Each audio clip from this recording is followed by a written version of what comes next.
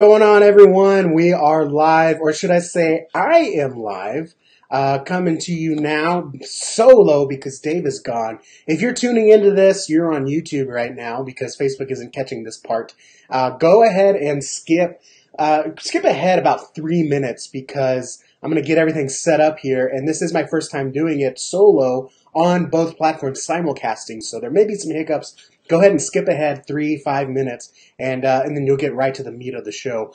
For right now, I am going to go live on Facebook. So here we go, going live. I'm going to do a little introduction there as well, so you'll hear that again if you're watching the replay. So here we go. Go live on Facebook.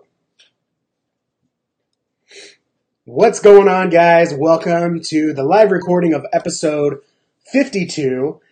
For some of you who are really active, a couple people, I went early this morning to test doing the show on my own, and I totally forgot to put test, and so everyone thought that I was going live in this morning, like at 7:30 in the morning or 7:15 in the morning, and that was not the case. So very, very glad to try this out and simulcast on my own. So if you're watching right now, if you're watching the live, let me know what it looks like. And I'm going to come over here to my YouTube page, or our YouTube page. YouTube looks good. Is Facebook, my preview on Facebook is a little iffy. Let me pull it up on my phone. Okay, it's working. It's working. Just my preview has frozen. So I'm going to keep Facebook up here on my phone, and I'm going to switch it to mobile network because I don't want to be clogging up my bandwidth. So very cool. So today it is just me. Dave had another commitment, and he said, "Yo, fool, you made me do solo last week. How about I make you do solo this week?" And I was like, well, darn. So I'm just kidding. So yeah, I'm going to go live here by myself because Dave is gone. But thankfully, I have a clip to show you to back me up, and I have something that's kind of been bothering me lately. So let me do one more check here, and then we're gonna go. And I apologize if I have to turn and cough or just briefly pause because as we said, I was under the weather last week, and I'm still dealing with the fallout, still dealing with the leftovers of that. So I may kind of turn off my mic and just turn around for just a second, and I will bear with me on that. So for the next couple minutes, though, I want to make sure that everything is going good, and I can see that my Facebook is good, my YouTube is good. I want to know, how was y'all's week? Chris said everything's looking good, awesome. And yeah, Chris was here in the morning when I went live at 7:15 this morning. And again, I used the exact same description you see now, but I forgot to put test. And so Chris was here, Jordan was here, Dave was here, and they were like, "What's going on? Why are we going live so early?"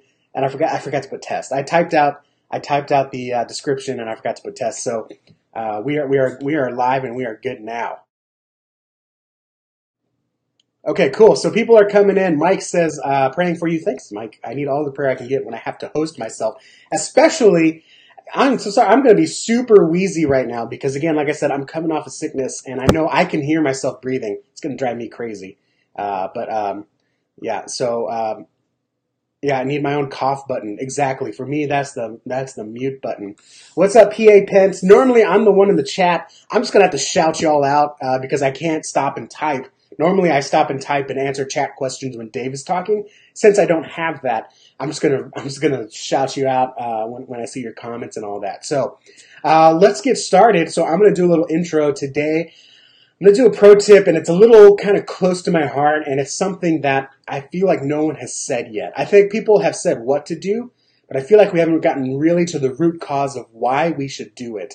So I'm gonna go into the why a little bit more. And I just realized my door's open, so you might be able to hear the dogs. Let me go ahead and close it real quick.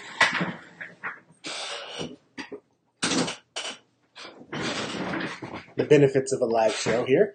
And yeah, it looks pretty good. My light is a little hot. It's a little hot. Hopefully Dave can fix that in post.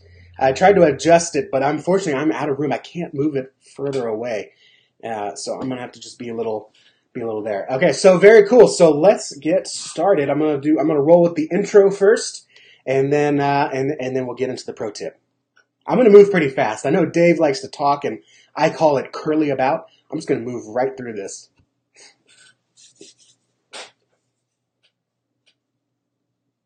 What's going on? Welcome to the Church Media Guys show. My name is Justin, and today I'm here solo because Dave has another commitment. I think technically he's given me payback because I did not show up last week. I was under the weather, and I think today, even though he said he has another commitment, I think he's paying me back and he wants the Friday off. And you know what? I think he's deserved it. So I am hosting today. If you don't know anything about the Church Media Guys show, normally it's two of us, Church Media Guys, but today I'm going solo to give you, just some strategy, tools, tips, and whatever you need to maximize your ministry, specifically your media ministry. Although today I'm going to branch out a little bit further because Dave's not here. Dave's the tech guy. Dave knows the techno mumbo jumbo. I'm the strategist. He's the tactician. I'm the strategist. I'm gonna delegate you to be a changing force in your church, and I'm gonna get to that with the pro tip. But if this is your first time listening or watching, if you're watching on YouTube, if you're listening on a podcast or watching on a podcast, we do have a video podcast. If you don't know about it, hit subscribe because we do want you to catch these every week. On YouTube, we release 2 things a week. We release the show and a pro tip. On podcast, we combine them into one weekly segment. And then on Facebook, we post more in our Facebook group, the Church Media Hacks group. But our Facebook page also has all of our content, and we also recycle our content as well, where you can see things you might have missed from a year or several months ago. So I am live here right now by myself, and I am super nervous because this is my first time using Restreamio, and I have never used it. And whenever I have to do the show solo, I always just go live on Facebook, but today I'm live on Facebook and YouTube. I am so excited. Dave is the man. He simply showed me how to set this up through just text. He knows what he's doing. He knows how to communicate it well. But for right now, let me start harping on Dave. And let's turn to your church. Let's get into our pro tip today. Pro tip. That's my little jingle there, my jingle jangle. All right, before I get into it, Chris says, do you have a spare shower curtain or anything that can diffuse the light? Yes. I actually have gift tissue paper diffusing it right now. It's actually much brighter. I don't want to touch my mic. I don't want to mess it up. But I do have tissue paper diffusing it. And Chris, he said, you're going to make me a tech guy soon enough. I hope so. I love software. I enjoy software and modding and, I enjoy manipulating software and, of course, design stuff. But when you get to the techie stuff like bandwidth and bits, and pushing, mainly RTMP stuff, pushing through video, that stuff just goes over my head. And Dave's teaching me. Dave's making me better. But today I'm going to talk about my pro tip, which is getting away from the tech, and I think it's something that you'll really enjoy. And Dave's probably watching this later, editing it. Dave, I know I skipped the intro. I'm going to do it at the end because that's where I prefer to do it. I'm not like you. I can't just come up with an intro off the top of my head. All right, so here we go. Pro tip. Edit point. Edit point. All right. For today's pro tip, I'm going to share with you something that I haven't heard anyone explain. Let me start again. Edit point. Edit point. I'm being overly patronizing of Dave and giving him obvious edit points. For today's pro tip, I want to share with you something that I think we've all heard what to do or how to do, but we've never really talked about the why, and specifically the why from this angle. And that comes down to your church signage. And more specifically, I want to share with you about the no food or drink sign that is outside of your sanctuary, your worship hall, your auditorium, whatever you call it. Many, many churches still have this. It's a sign that as you walk in the church, before you go into the main worship center or whatever you call it, it says no food or drinks. And in the church communications group and a lot of the coaches that I talk to and mentors, they say that this is an unwelcoming thing. It's a don't. It's negative. You don't want people seeing that as they come in, and that is absolutely true. It is pretty much unwelcoming. People don't feel welcome there, but oftentimes we don't understand why. And until you have that why, that change is not going to come. Still, church after church that I visit, the sign outside the door says no food or drink. And I understand where you're coming from. You're coming from a place of, we have invested so much in this sanctuary. I'm just going to call it a sanctuary. I'm Baptist. That's what all my churches have ever called it. We invested a lot of money in this sanctuary. We just put in new carpet. We have cloth chairs. Maybe we have padding on our pews. And we don't want them to get stained. We want them to look good. Really, we want them to look good for our visitors. Therefore, we don't want food or drink in our auditorium or in our sanctuary. So to let people know that we want to be good stewards of our investment and have this carpet, have this whatever last as long as possible, we don't want any food or drink in our sanctuary. Now that's why, and I understand it. Like I said, you want to be a good steward of your investment. You don't want to be replacing your carpet every 3 to 4 years. I get that. I get that. But you have to look beyond the what you're doing to the feeling that it's imposing. Our friend Jonathan Mom, who was just on the podcast a few weeks ago, co-wrote a book that just released called The Comeback Effect. And along with a couple other things that I think God is showing me in my life, we have to realize that what we do has an impact on someone's feeling. And especially if you study marketing for any amount of time, you realize that people don't buy things for the features. They don't buy things for the doodads. They buy things for how they make them feel. And some of us do feel better when we buy things with lots of features. But we feel better because we buy it. And we go to a church that we feel welcomed in. We feel good. We go to the movie theater that makes us feel good. Even in the small towns, we were within driving distance of multiple movie theaters. And we went to the one that made us feel the best. And so, we would drive past one theater to go to another theater that we felt more comfortable in. It all comes down to feeling. And so when we talk about the no food or drink sign, you have to really examine what kind of feeling does it give you. And for most people, it brings about the feeling of negativity, and I'll tell you why. You may say, yes, we want to be good stewards of our resources, and so we want the feeling of, well, these people are protecting their tithing and offering. We're protecting their investment or our investment. But that's not the feeling your church members or even church visitors or guests will feel. In fact, Adam McLaughlin, another friend of ours who was on the show, and he's coming back in a couple of weeks, he posted on his Instagram stories, and this is what really got me thinking about it in combination with Jonathan's book. He posted on his Instagram story, and he said, what is the first thing you think of when you see a no food or drink sign? And of course, it's a question, so in the Instagram stories, you can actually answer it, and you can see that answer. The first thing that I actually thought of when I see a no food or drink sign walking into a sanctuary, my first thought is, what is my wife supposed to do with her water bottle? Is her water bottle okay? Are we okay being here? My wife is not like me. I like to just down the water. I like to just drink it. I will go a couple hours without drinking anything, and then I will down a whole bottle. And that's how I stay hydrated. My wife cannot physically work like that. She has to sip a bottle of water because she just can't drink a lot at one time. She physically can't.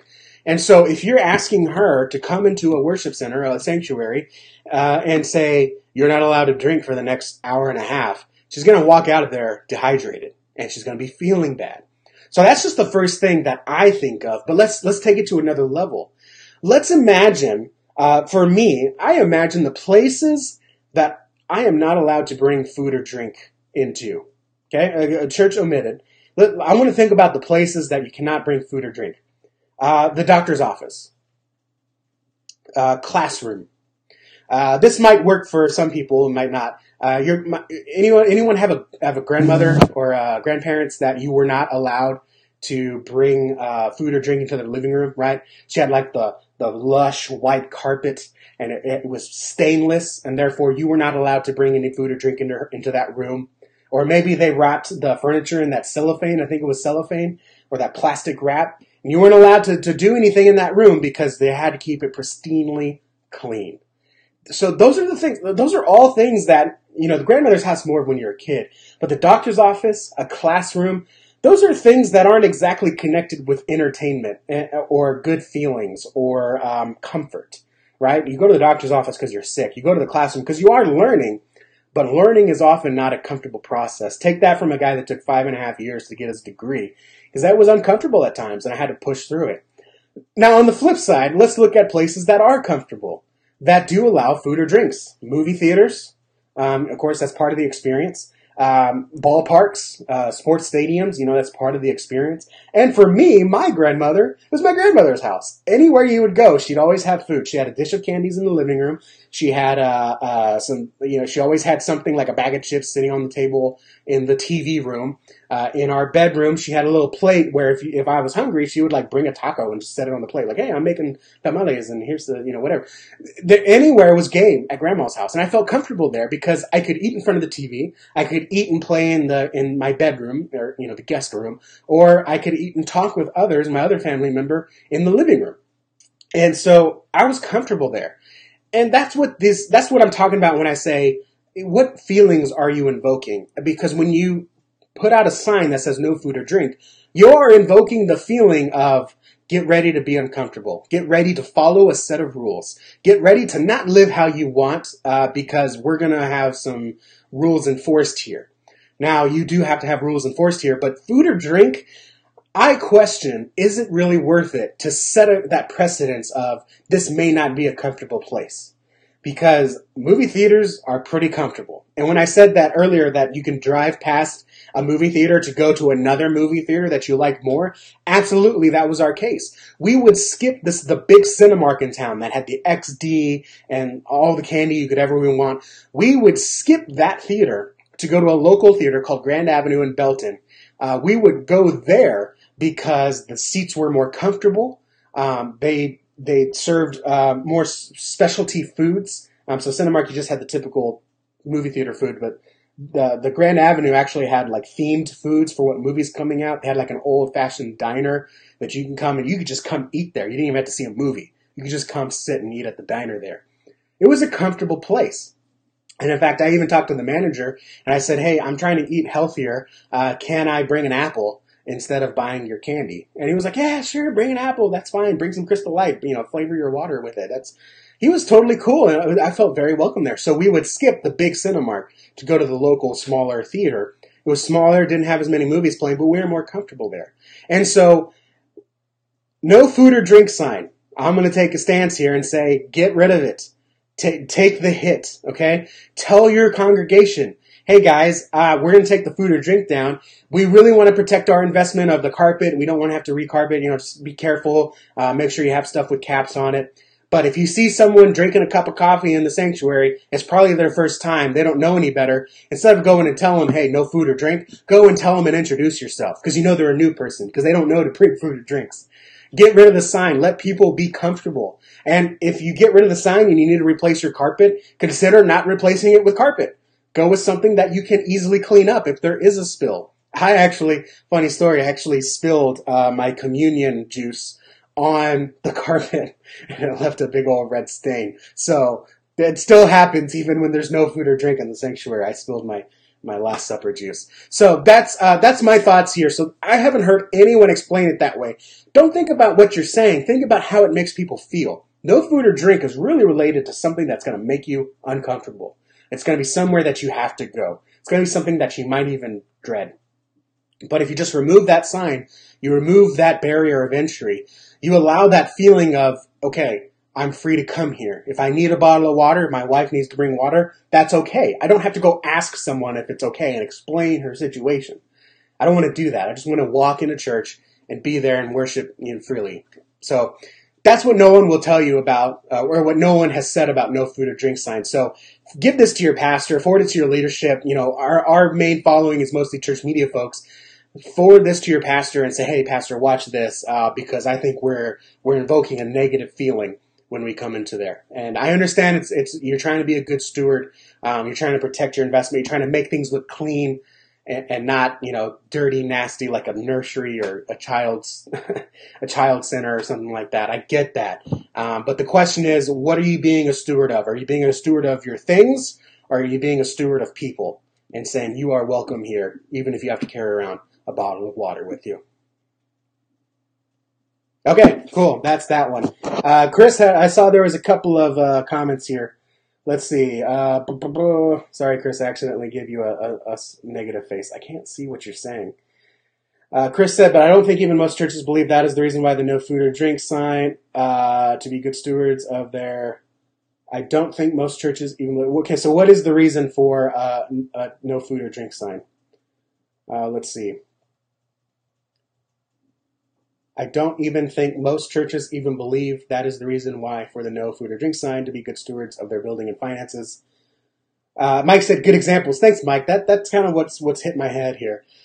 Chris said, "My thought if I saw a sign like that, especially at a church, would be that it isn't home." Yeah, it's kind of like going to grandma's house, but you're not allowed to do anything. You sit there, you put your hands together, and you listen to me talk about the war, right? Not saying the war stories are bad. I love the war stories. I actually hung out with the senior ministry probably more than the youth when I was in middle school because I love their stories. But you kind of have that uncomfortable feeling of, I can't play, I can't do anything, I can't have a snack. And then Chris said, get rid of the food or drink sides. Heck, welcome the coffee into the chapel. That's another thing I didn't address. It's very confusing when you have a coffee bar. My last church did this. It's very confusing when you have a coffee bar outside the sanctuary, but you can't bring it into the sanctuary. You have to down it before you walk in. It gets really awkward with people that show up late. Like, okay, well, I guess I can't get coffee.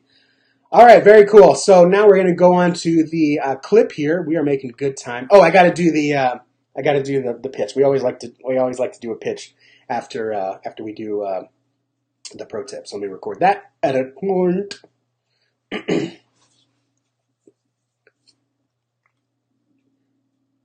So that is what no one will tell you about. Actually, I already said that, so let me go back. That's going to be Dave's intro. I don't know why I make that face. Here we go. If you want more strategery like this, I love the word. I know that's not a word, but I love the word. If you want more strategery like this, go to churchmediahacks.com. That will link you to our Facebook group. Get in the group. It's free to join. We do have a paid group for insiders. We'll talk about that later. But the Media Hacks group is free to join. We just grew beyond the number of the beast. We were sitting at 666 for a day when Dave said, quick, invite your friends. And we got past that number. We are over 600 people strong in the Church Media Hacks group, growing to 700. We talk about just about anything in there. We do talk about, things to make you work faster, stronger, better, more efficient, more cost-effective. But we really talk about a lot of different things in there, including what's going on in the video world, what's going on in the marketing world.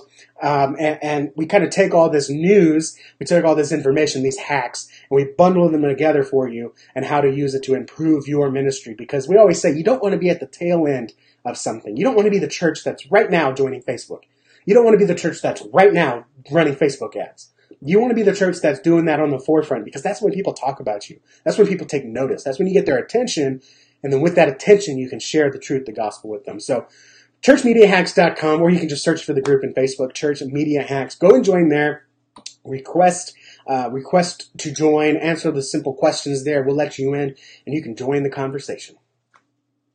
All right, that's the pro tip. And so now...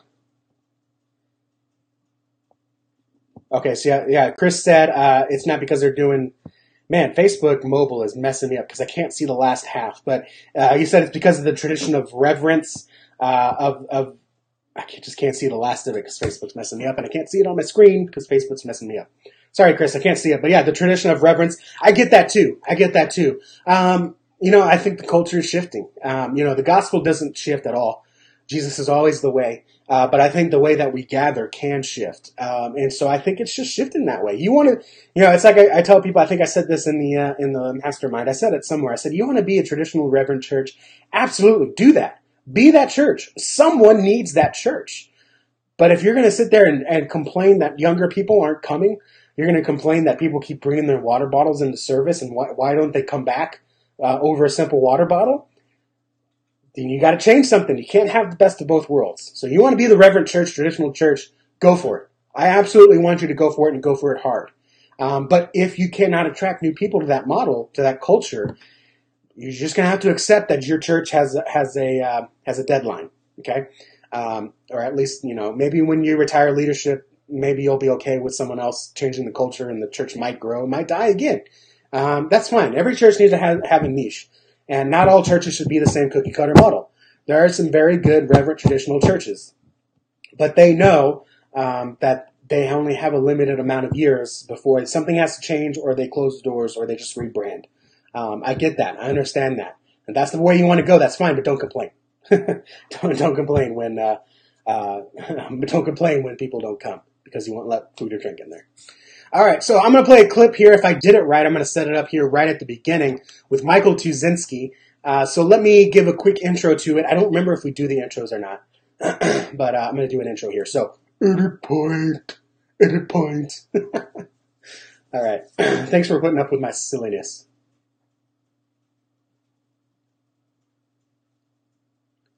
For today's show, we are sharing an interview with Michael Tuzinski because one of the questions we commonly get, both from our insiders and our Media Hags group, is how the heck do I make consistent design across ministries? The children's ministry is doing like this font and this colors with stick figures. The senior ministry is using papyrus font. I'm trying to be with the times and using gradients and high contrast colors, and I'm using this cool new Helvetica font that I got. Helvetica New, that's my favorite font, by the way.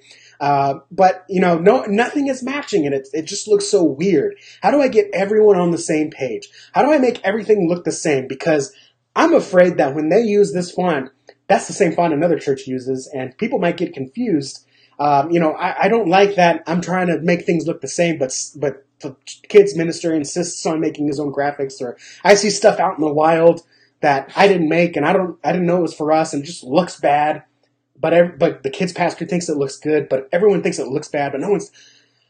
We get you. We got it. We heard your complaint, and we brought on the expert, Michael Tuzinski. We brought him on to interview him. We're going to talk about creating consistent design. We're going to talk about finding that design, what he does with his business. We'll talk about this because his business serves churches of all kinds of design interfaces across, I know at least the country, maybe even the world. So Michael is the expert. So let's get to that interview and see exactly what he has to say. Okay, that's the edit point, and then now we'll go into the video. So here we go. Enjoy this clip of, Brand Emmanuel. We'll talk about that. Here's a clip with Michael Tuzinski. On today's Church Media Guys episode, we are interviewing Michael Tuzinski. Michael has served in full-time ministry as a youth pastor and creative arts pastor, and after discovering a passion for the graphic arts, Michael wanted to use that passion to help churches save time and look awesome. So in 2016, Michael founded Church Media Squad. It's an unlimited custom graphic service designed with churches in mind. It gives churches the ability to access an entire team of church media specialists for a fraction of the cost. And almost 2 years later, Church Media Squad has been able to help over 200 churches save time and look awesome. Michael, how are you today? I'm doing great. Thanks for having me on the show, guys.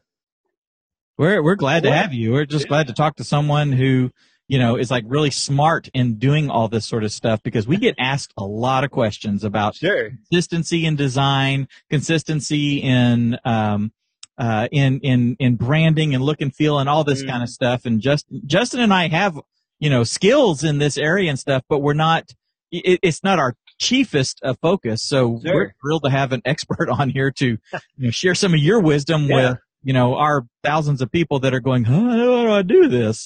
Sure, yeah.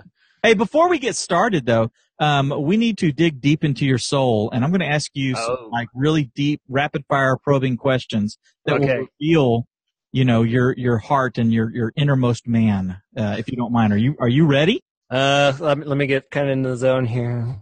All right, let's do it. Okay, all right, here we go. Yep. Coke or Pepsi? Ooh, Coke. Okay. Coffee or tea? Coffee. Easy. So sushi or steak? Ooh, steak. Okay. Are you an introvert or an extrovert? Technically both, but more introverted. So okay, I can identify with the technically both, and yeah, I've taken all those tests, and they tell me I'm like right in this weird middle spot. So yeah, exactly. It's like your butt hurts from sitting on that fence. Yeah, exactly. So the most important one: Star Trek or Star Wars? Star Wars. Okay, good. Justin, right. I think it's because they see it back here. I think it's by nature, right? Doing it. I mean, they want to be they want to make a good impression for the host, and you know what? I'm okay with that. Yes, exactly. Oh, DC or what's the other Marvel? Marvel. Okay. Yes, thank you. Although I do see a Flash up on your shelf, but I do have a slight affinity for the Flash on CW. So Hey, Flash is that's my cool. wife's favorite. Flash and Arrow are cool. Yeah. Yeah.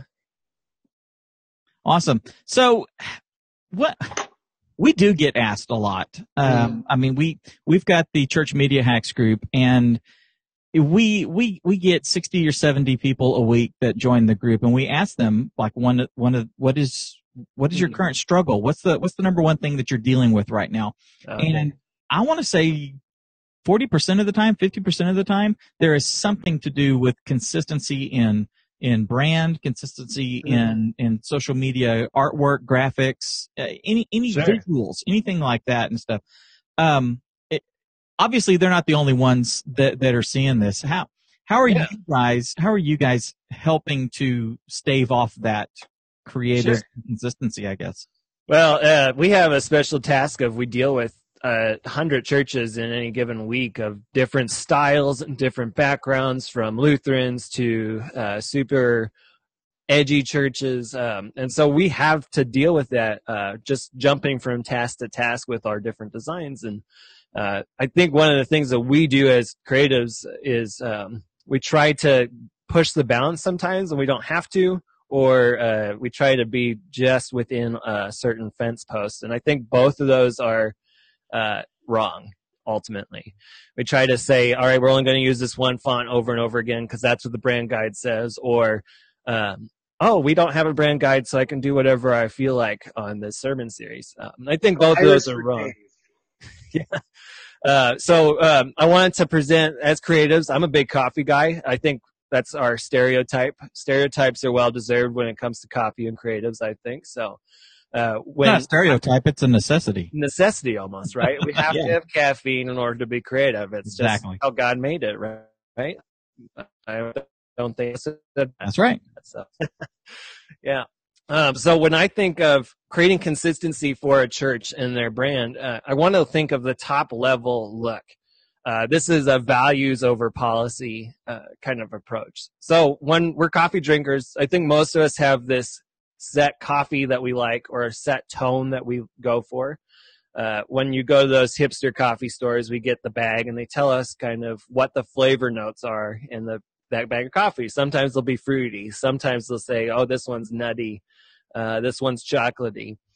But we don't get the very specific details of, all right, we made this chocolatey one by using chocolate from Trader Joe's and put some cookie butter in there to make it have a nice little sweet taste. We just say cookie butter and chocolatey. Same thing with the fruity one. We don't necessarily know fruity, and we know that that's the flavor just by tasting it. So when we're looking at a brand consistency for a church, I want to look at what is their flavor. Are they a dark coffee kind of church? They're super traditional. They like to be reserved. They're very serious about everything they do. Or are they, I like to call them candy bar coffees. Those Milky Way mochas is what my wife has gotten before. Milky Way mochas. I like that. Milky Way mochas drink up in Idaho where she's from. So, where they drink real coffee. Yeah. Or there's real coffee, those dark drinkers. So the candy bar coffees are those kind of churches that they're really fun, energetic. There's lots of lights and fun things happening on Sunday morning. So that's when I think of when I'm going to a sermon series particularly. I think sermon series are one of those areas where we can have a little bit more freedom in how we're designing them than, say, social media posts. Because a sermon series, we're trying to communicate a different idea usually with each sermon. Yeah, it's an overall tone for the mood of the series. Exactly. Right. With dark, stormy, or bright, shiny, whatever, that kind of thing, versus the overall feeling for the church and the culture of the church. Right. Exactly. Yeah. So when we're doing like this, sin is a bad thing kind of sermon series, I can't come up with a good title right now. Is that what they're doing out in Salt Lake City? Sin is a bad thing. Sin is a bad thing. So we might want to use darker tones and those kind of things. Maybe we're a fun and edgy church, but darker tones is what's appropriate for this. But we can still be within this fun and edgy tone while still having a serious sermon series. Same thing for a traditional church that's trying to do something more fun. Of how can we be the church in the community? How can we be going outside of our doors and walls? We can have a slightly more bright and fun tone graphic with our sermon series than we would otherwise. I want to give that kind of leniency to us as creatives. Is it's okay to not be looking at that brand style guide every day to say, all right, well, we have Gotham as our font. I have to use that in everything we do, including sermon series. I think that's the wrong end of the spectrum. Yeah, I agree.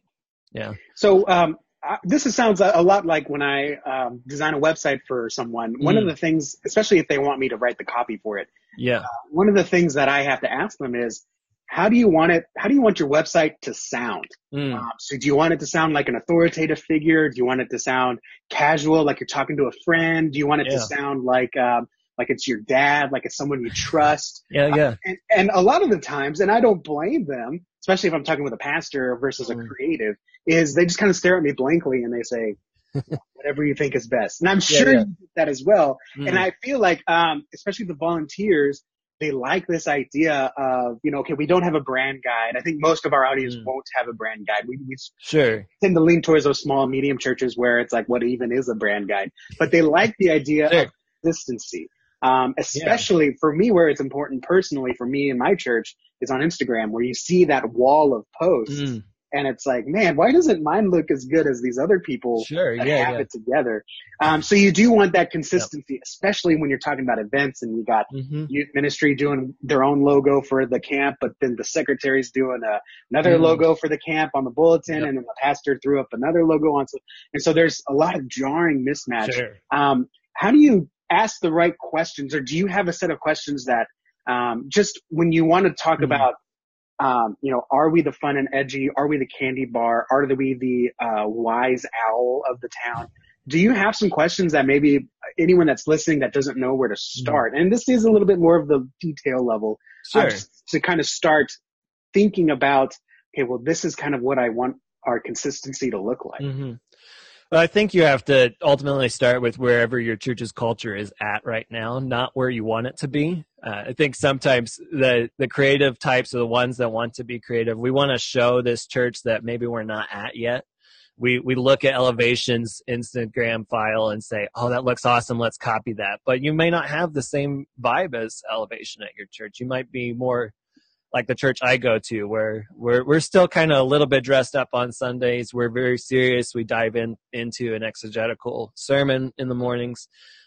Elevation style graphics and the fun and bright stuff would never work for our church's Instagram.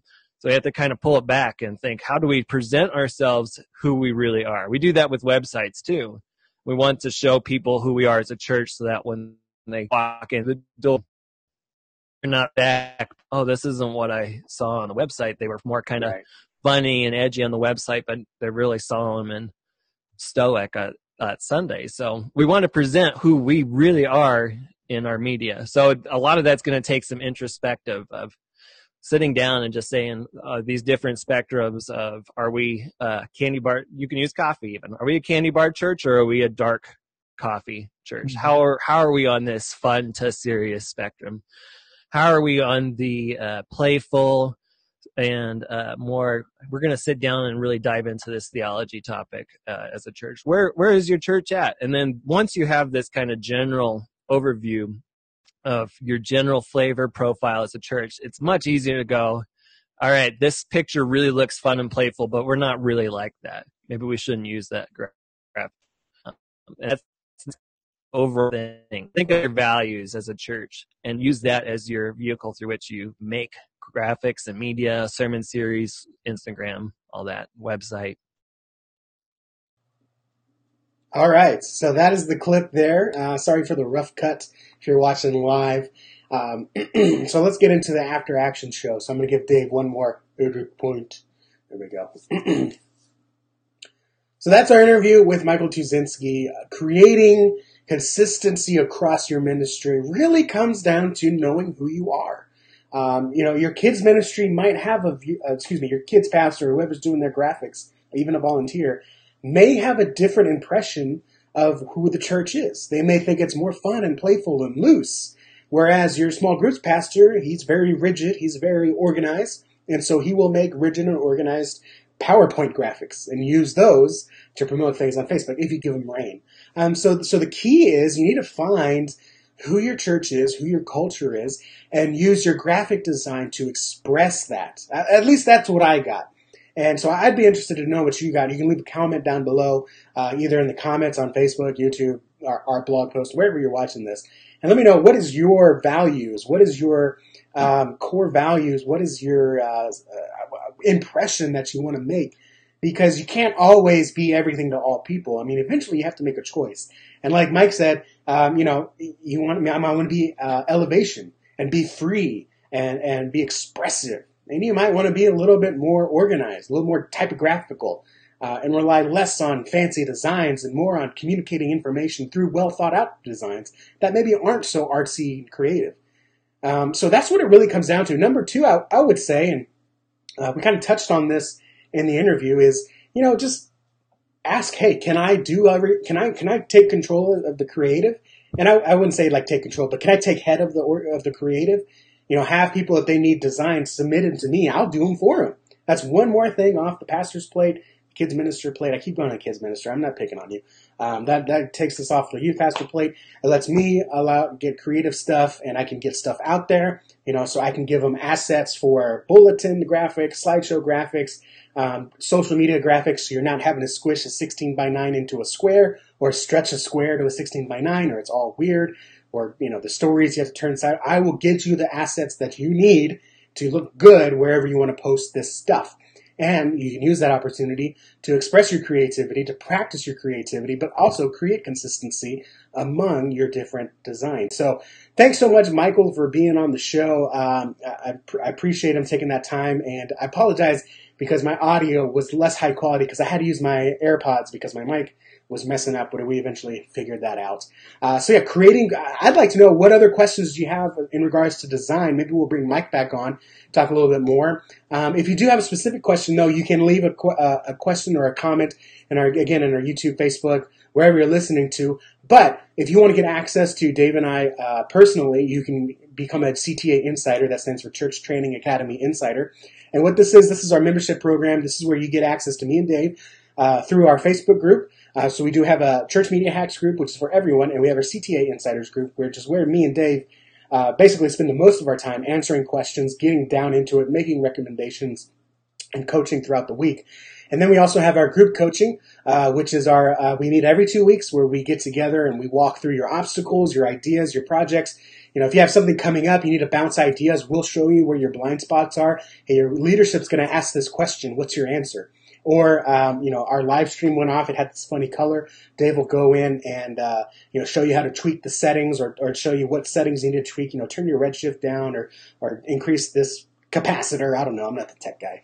And then you also get access to our courses, which is just growing. You get access to all our backlog of mastermind Q&As. We have a website course. We have a streaming and podcasting info. You get all that stuff for a low price. So go to churchtrainingacademy.com/join. Again, that's churchtrainingacademy.com/join. It's free to look at the page, so don't be afraid. So many people just say, "Oh, I can't do it." It's free to look at the page. Just look at what you're going to get before you decide you're not going to join this month. And I say before you decide this month because I am very confident that eventually you will join. But unfortunately, the price may be higher because we are raising the price at the end of this year. So churchtrainingacademy.com/join. Get instant answers to your questions, your obstacles, your ideas. Get coached by me and Dave and the other insiders that have been there, done that, and been in your shoes, wore your shoes, walked a mile in them, and now they bought new shoes, and now you're wearing those shoes. The metaphor collapses somewhere around there, but plenty of people have been where you are, and we just want to help you succeed and grow your ministry, grow your church, grow the kingdom alongside of you. So my name is Justin. Thanks for watching with this. If you are listening and this is your first time or second time or third time and you're not subscribed, hit subscribe on podcast or YouTube. Follow us on Facebook. Get in our group. Hey, if you want to be super nice and leave a review, we'd love to have that as well. Wherever you are, leave a review for Church Training Academy of what we've done for you. Hopefully it's all good. Now take what you've learned today and go out there and change lives. And scene. All right, cool. Yeah, Chris said the biggest thing to make sure is the logo and the feel of the church is the same. But beyond that, have fun with design and know that there needs to be consistency. Yeah, consistency in design. That's exactly what we're talking about. All right, guys, we are up on my time here, so I'm going to bid you adieu. I think today went really well. Facebook is great. YouTube looks great. And aside from not being able to preview Facebook comments in my browser, I think today went off really well. So thank you guys for participating, for watching. You can watch the replay. This show will post in a couple weeks to get the final polished version. God bless you guys. Take what you've learned and go grow the kingdom. Do something with it. Don't let it go through one ear and out the other. Do something with it. And I will see you guys later.